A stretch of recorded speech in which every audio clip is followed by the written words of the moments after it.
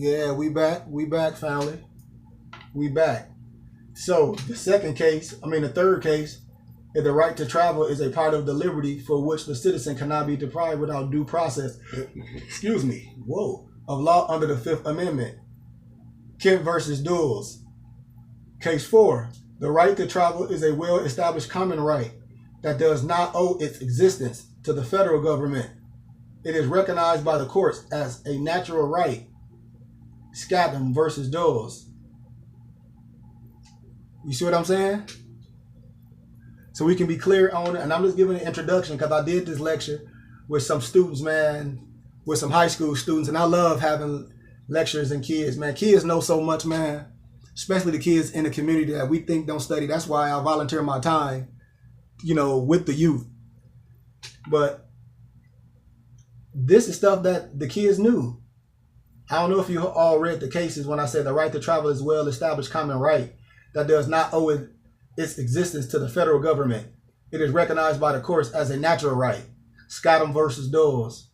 The right to travel is a part of liberty which the citizen cannot be deprived without due process of law under the Fifth Amendment. Kent versus Dulles. So let's talk about due process before we finish this. But more when you proclaim, that's one. But when you proclaim, where's the due process?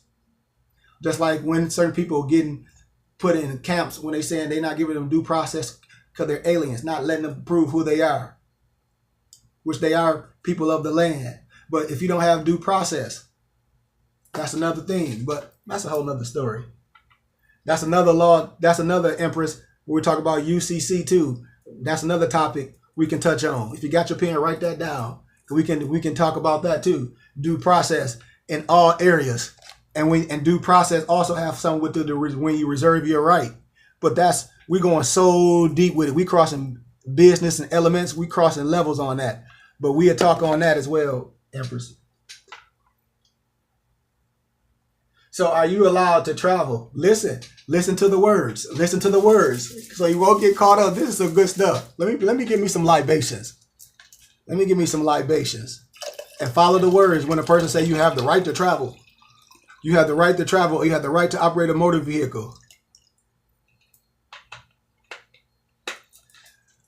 Well, I'm about to tell you, bro. Listen to the case. I'll give you the case numbers again. Let me tread slowly. But before I can see if a person just give you these cases, and then the first thing a person would think like, oh, we can drive without a license. Contrary, because the person not giving you the whole other case.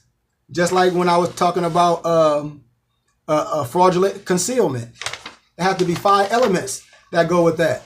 So, as I'm saying, let me give you these the cases where you can research it, and then we're going to get into it. Freedom of movement under the United States law is governed primarily by the privileges and immunities clause of the United States Constitution, which states, and I quote, "The citizens of each state shall be entitled to all privileges and immunities of citizens in the several states." There's certain things that you should be highlighting.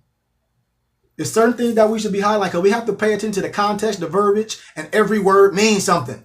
That's how you get caught up in linguistic apartheid, because a person won't be able to explain every single word.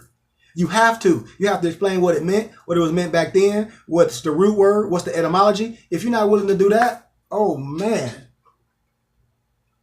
But case 1, the use of the highway for the purpose of travel and transportation is not a mere privilege, but a common fundamental right. Oh, my fault, bro. Hold on.